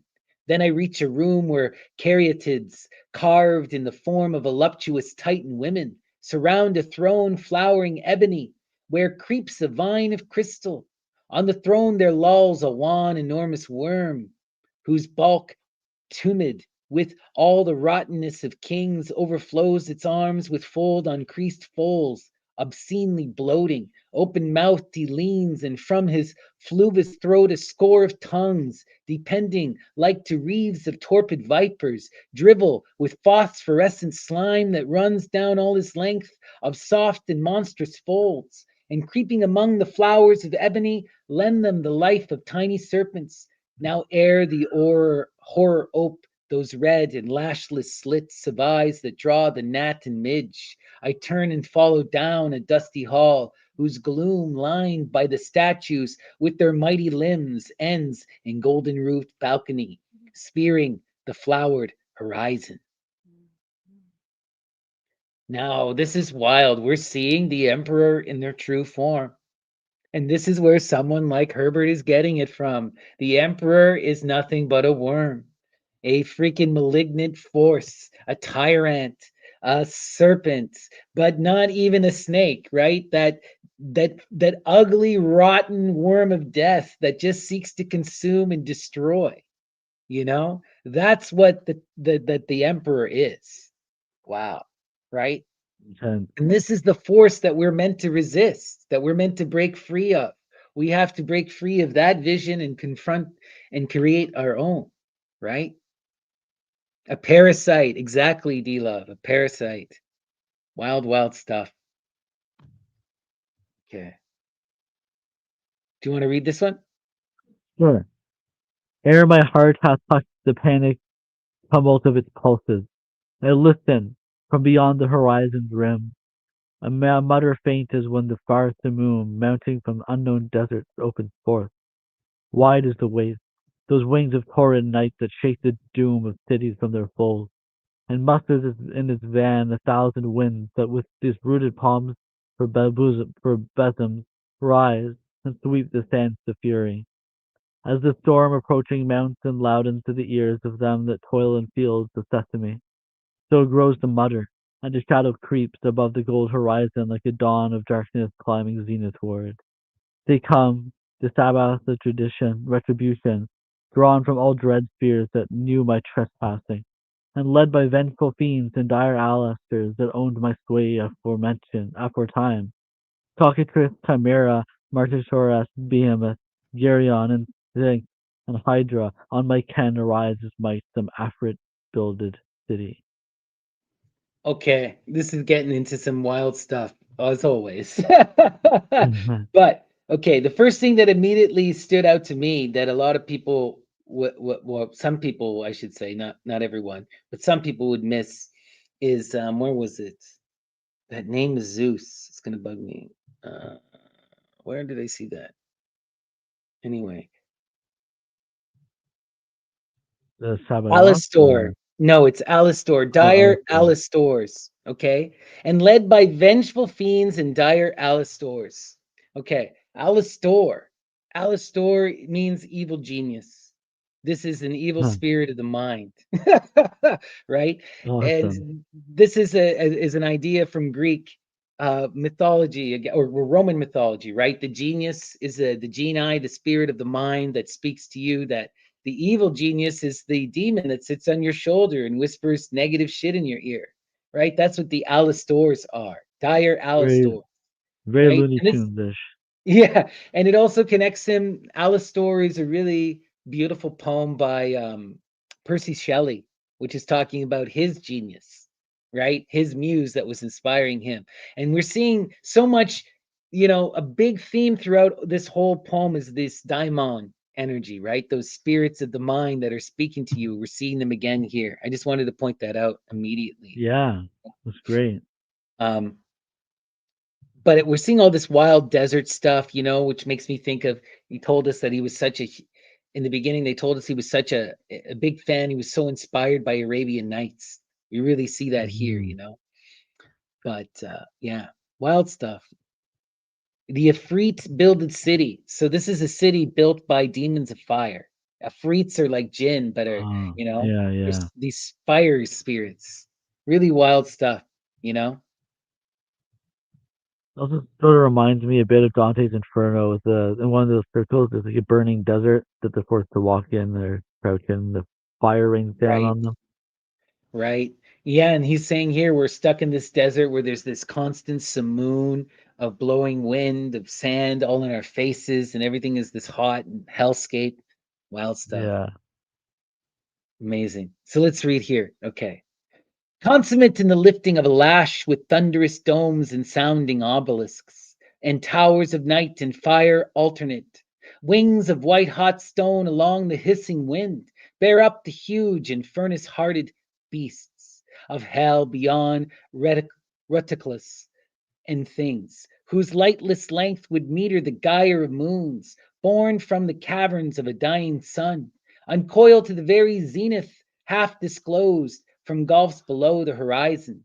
Octopi, like blazing moons with countless arms of fire, climb from the seas of ever surging flame that roll and roar through planets unconsumed, beating on coasts of unknown metals, beasts that range the mighty worlds of Alioth rise afforesting the heavens in the multitudinous horns, amid whose maze the winds are lost and borne on cliff like brows of plunging scolopendras, the shell wrought towers of ocean witches loom, and griffin mounted gods and demons throned on sable dragons and the crocodrills that bear the spleenful pygmies on their backs, blue faced wizards from the worlds of safe on whom titanic scorpions fawn, and armies that move with fronts reverted from the foe and strike athwart their shoulders at the shapes.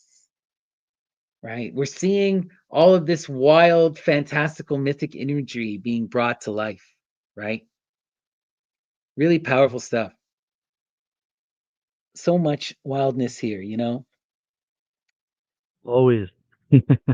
It's supposed to just take you into this vision of seeing all of this. This is very much part of the reason why people struggle with this kind of poetry because it is dream poetry. They're trying to show you a dream vision, and a Yeah. vision is never something that comes as a clean linear narrative. No, I very much am in the Doors of Perception. I'm very much like Aldous Huxley in that he says he doesn't have a visual mind. Mm, So like I can't like when I think of like a tree, I can't really I can't imagine the contours in the bark. What would the veins of the leaves look like? That's all lost to me. It's like tree. mm. And so maybe that's why some people have trouble with this poem because they don't have a very vivid mental image or something. I don't know. Yeah, I don't know where I'm you getting with know, that. no, I can totally understand that. A lot of people do have trouble. It's not easy to construct an image in your mind. It's something that also takes work, you know? For sure. And some people can't do it, as you pointed it out either, right? No matter what you do. So, Yeah. That's what Aldous Huxley was hoping it would bring his thoughts to life, but he said that didn't happen. But he discovered the infinite and the all and everything around him. right, right. And Anyways, this is sorry, I that's digress. what's so interesting, it's like what I'm seeing here though, it's like the drugs, what does the hashish do, right? The hashish allows him to be in that meditative state. But then it's your mind that is creating the images, right? It's your Right. mind that's able to go there through this hyper focus, through that hyper connection, through that intimacy. Very similar to Huxley in that regard. Yeah. Anyway, Let's- sorry. Yeah, let's read. You want to read this one or? Sure. The shields reflect in crystal, and Adola fashioned you within unfathomable caves by hands of eyeless people, and the blind worm-shapen monsters of a sunless world, with krakens from the ultimate abyss, as demigorgons of the outer dark, arising shout with dire multitudinous clamors, and threatening me with dooms ineffable, in words whereat the heavens leap to flame, advance upon the enchanted palace falling for league on league before. Their shadows light and eat like fire the Arnaranthian meads, leaving an ashen desert. In the palace I hear the apes, sorry, of marble shriek and howl, and all the women-shaped columns moan, babbling with terror. In my tenfold fear, a monstrous dread unnamed in any hall, I rise and flee with the fleeing wind for wings, and in a trice, the worsted palace reefs, and spring to a single tower of flame, goes out, and leaves nor shard nor ember. Blown beyond the world upon that fleeing wind, I reach the gulf, the irrespirable verge, where fads the strongest storm for breath, and fall, supportless, through the nadir plunged doom, beyond the scope and vision of the sun, to other skies and systems. Wow, wow, wow, wow. The shield reflect in crystal and Adola fashioned with unfathomable caves by hands of eyeless peoples. Adola, sacred images, idols, right? Worm-shapen monsters of a sunless world, krakens with from the ultimate abyss. You know, he's letting his imagination run wild with all of that Sure. monstrous imagery that's just pouring out from his mind, you know. Um, but ultimately, what does he see as he goes, right? Flown beyond the world upon the fleeing wind, I reach the gulf's irrespirable verge, where fads the strongest storm for breath and fall supportless through the nadir plunged gloom, beyond the scope of vision of the sun, right? So you got to go beyond the light into that infinite abyss of the darkness to other skies and other systems, pass through death, right? How do you get to the other side? You got to pass through the abyss. True. Wow. All right, let's read here.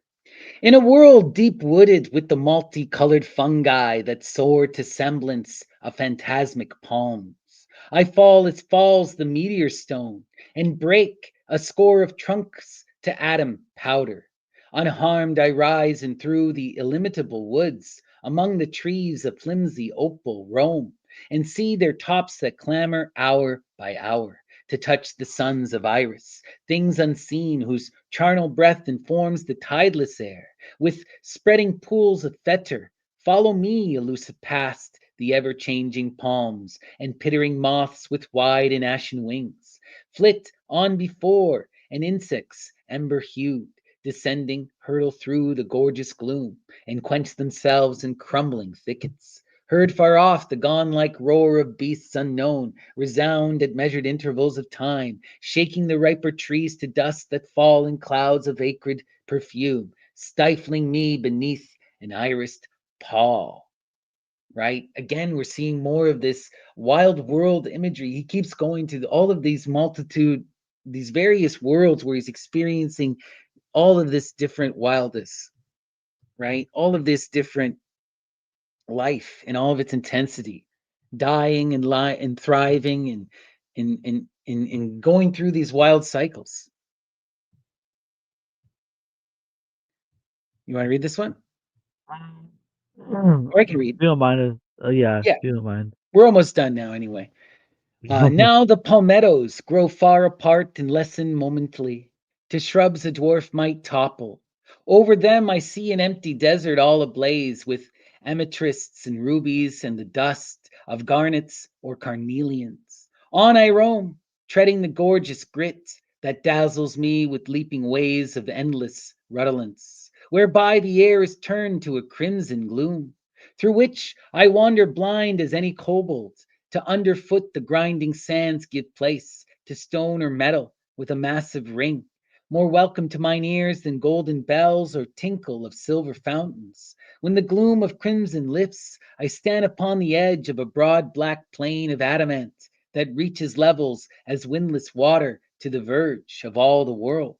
And through the sable plain, 100 streams of shattered marble run, and streams of broken steel, and streams of bronze, like to the ruin of all the wars of time, to plunge with clangor of timeless cataracts adown the gulfs eternal.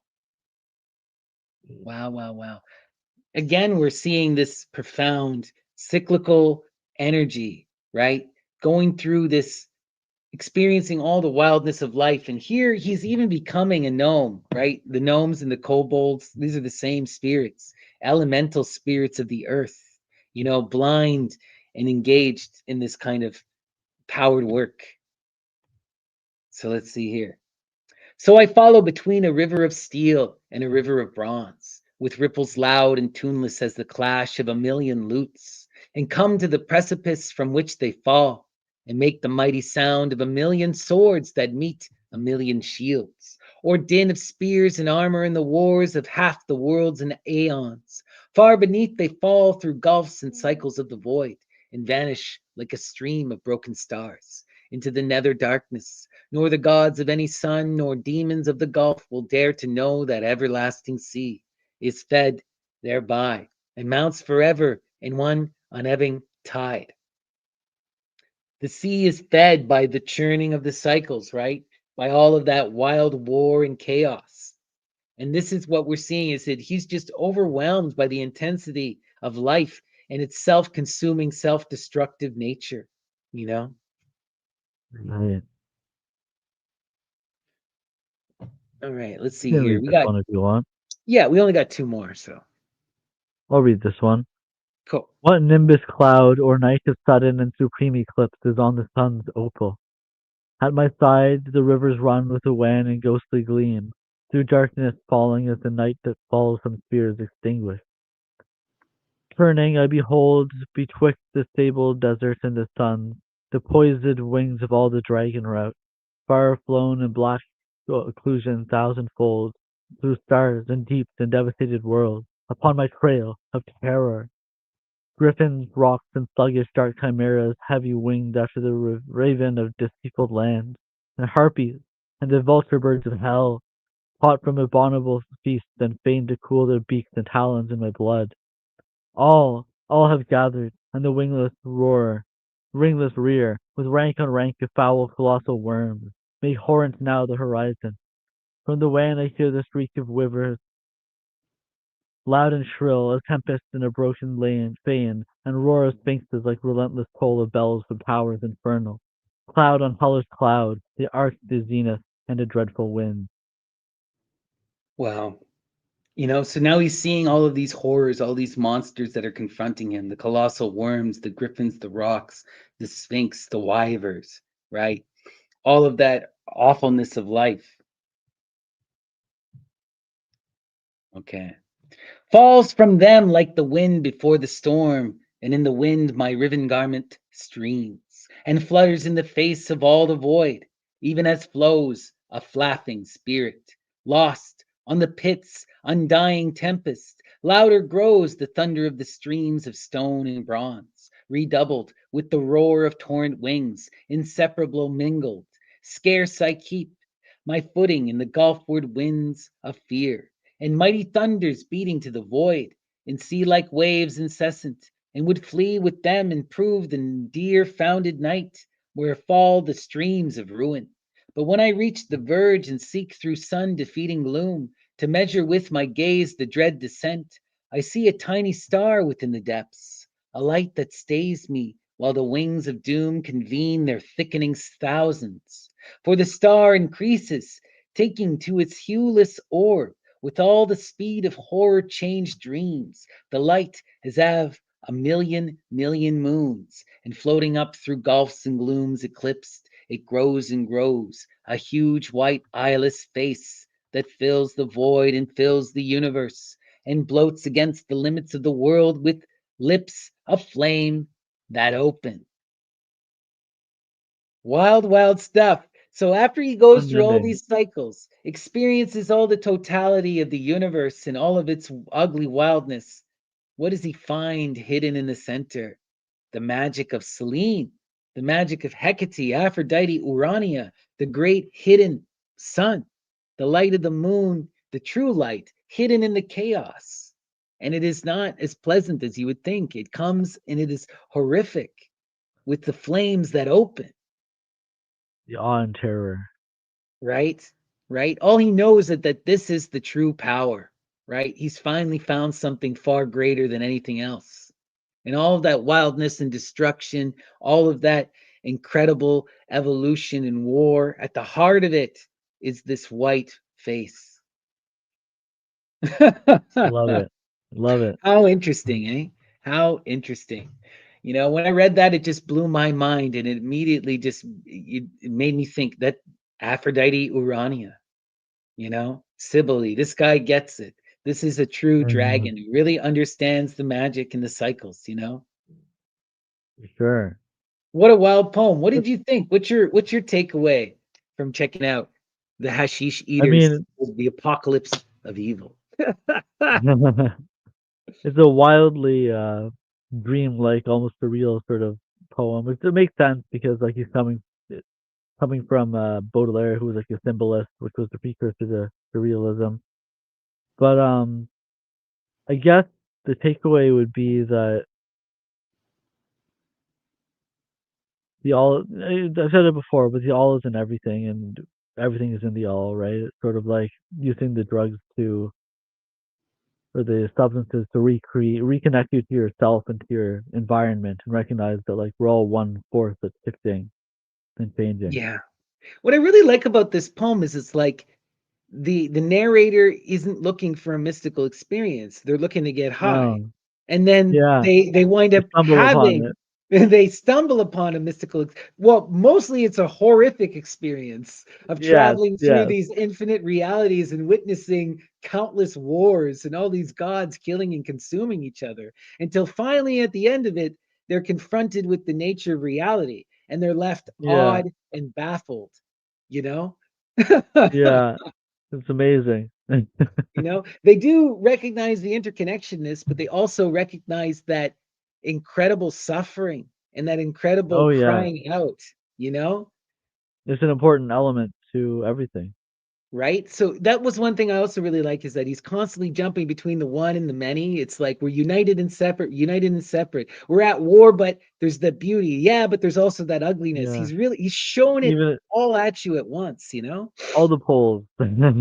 Right, right, really forcing you to try and recognize the intensity of that experience, because that drug trip for him, right, this hashish trip really Yeah, took him out of himself, and he experienced the infinite, you know, multiple worlds, multiple cycles, multiple everything. But ultimately, it was all reflections of each other, you know, infinitely different and infinitely the same. exactly, exactly. Such interesting energy, you know, and, you know, the hidden stuff, right? Like he gives you the keys. I am the emperor of my dreams. I ascend the throne. I indulged in the hashish, right? You know, which is so wild. It's like he calls himself to be that magus, and then he's overwhelmed by the experience and loses himself almost immediately, you know? Yeah. But it's wild. Oh, It's wild. What a love it. fun poem. So that's Clark Ashton Smith's The Hashish Eater. So, so much fun. Really, really enjoyed that poem. And I hope you guys For did sure. too. So, that's going to be it for us today. But we're hoping to do more of these. Graham, you're feeling pretty good. You're back. You got your new place set up now, right? Yeah, yeah. It's been an interesting go, but I'm set up now finally in like a private space so I can keep doing this. Amazing. So we're planning on doing a couple more. Well, we hope to do more of these regularly again. We always love hanging out and talking poetry. So Yeah. next time we're hoping to do George Sterling, which was the the teacher of Clark Ashton Smith and a major inspiration for Smith. That'll be fun. And I know I'm really excited. Graham is still going, you're still sorting things out, and it's a huge undertaking, but you got the most recent Artaud translation, which I'm so pumped about. Talk to us about this because this is some wild stuff, right? Yeah, so it's translated by Peter Valent, who also translated The True Story of Jesus Christ and a couple others. He's like a foremost figure in terms of like Artaud scholarship. And so Hmm. this book is called Artaud the Momo, The True Story of Artaud Momo. And it's the collection of all his manuscript and the text that Artaud presented to like 900 people in like this tiny theater, and it's the first time translated the text that he read in this performance, Oh, and amazing. some supplementary writings from his manuscripts and stuff. So it's I'm really excited about this because I find that the Momo period is kind of some of Artaud's most interesting stuff, it's right? wild, it's wild, and this is just after being freed from 9 years of asylum incarceration, and yeah, it's very intense. I'm only about I need to restart because I spent a while dealing with some health stuff. So I'm coming back to it now, and hopefully we'll have something cool to show everyone. Oh, I know it'll be cool. I'm really excited to get your opinion on it. Really going to be amazing. And also, you were telling us that you've been working on a new poetry collection, your Two journals, of them. two of Yeah, them. yeah. Okay. So the first one is a new reality, and it's a chronicle of my experiences over the past 7 or 8 months. Taking the medication clozapine, which is a very intense, dangerous medication, but it's safe. I get blood monitoring and stuff. And Right. the second collection I just started working on a few hours ago, called "This Human Face: Poems of Desperation and Survival," and that's about self-identity in the face of societal constraints. Okay. Yeah, that's I'm excited for that, that whole experience is such a wild thing, and you are always, you're always so open about your experience, and you use the poetry as a healing tool for yourself, but it's also a way for us to tangentially engage and to see what you're going through. So it's such perspective widening thing, your poetry, it Thank really you. tugs on your heart. Yeah, I read it as I see it.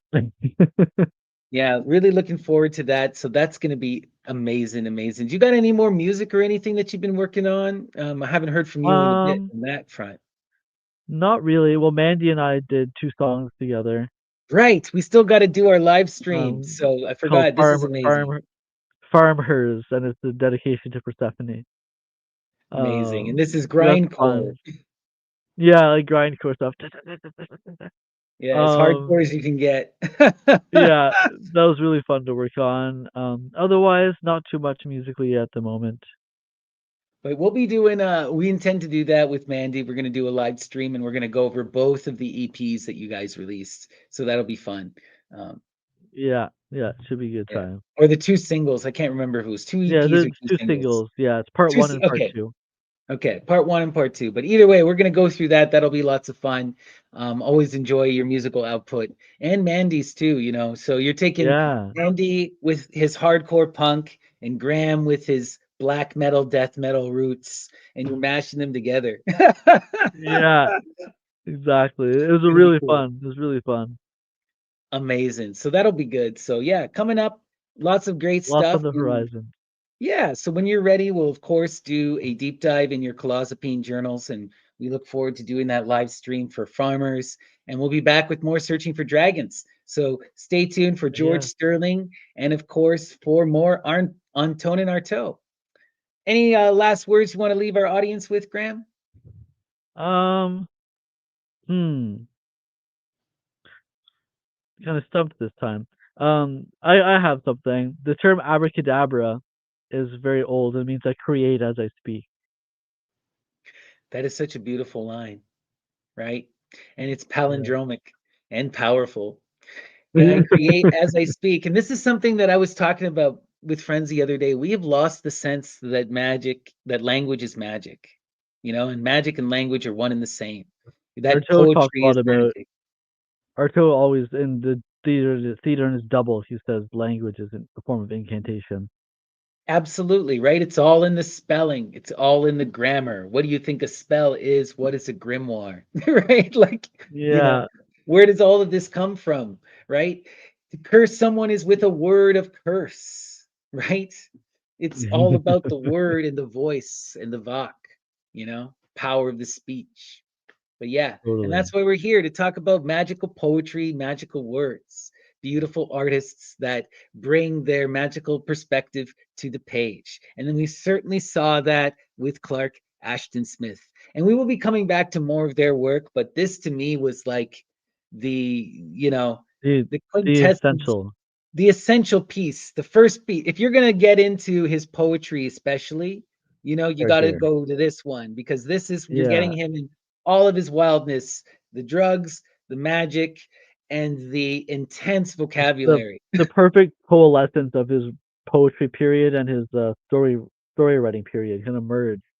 Right. You get the poetry and the cosmic horror in one contained piece. It really, really Yeah. is. Like, and I honestly, I don't understand. Like, Clark Ashton Smith should be one of the absolute god kings of poetry, like the greats of all greats. Like this kind of prose, it's unmatched. It's unmatched. Yeah. There's nothing like this. Not even George True. Sterling. Like as much as I love George Sterling, it's not like this, No. Very unique. right? So this was so much fun. I'm glad I could share this with you, Graham. It's always great to be able to talk such nerdy stuff with people who are as passionate as I am. So much love to I you. feel the same. Much love. Right. All right, everyone. Thanks you guys for joining us, and hopefully we'll be back next weekend. But we'll keep you posted. And until then, peace and love, and take care. Thank you guys.